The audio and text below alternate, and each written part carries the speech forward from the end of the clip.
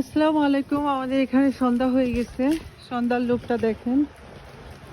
তারপর আমি বাচ্চাকে নিয়ে পার্কে যাচ্ছি। আমরা 10 মিনিটের মতো থাকবো ওখানে। গাছের পাতা অলরেডি পড়া শুরু হয়ে গেছে।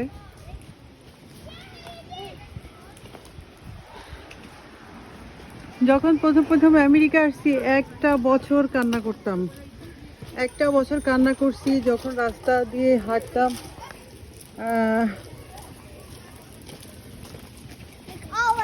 যখন রাস্তা দিয়ে হেঁটে হেঁটে বাস স্টেশনে যেতাম, এইভাবে যদি কোনো রাস্তায় হাঁটতাম একদম অঝরে কান্না করতাম।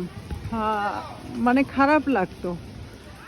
হ্যাঁ, এক বছর প্রতিদিন এভরিডে কান্না করতাম বাবা মার জন্য, ফ্যামিলির জন্য। এখন কিন্তু আর এভরিডে কান্না করি না। সময় মানুষের চেঞ্জ হয়, সময় কথা বলে কে কখন কি করবে।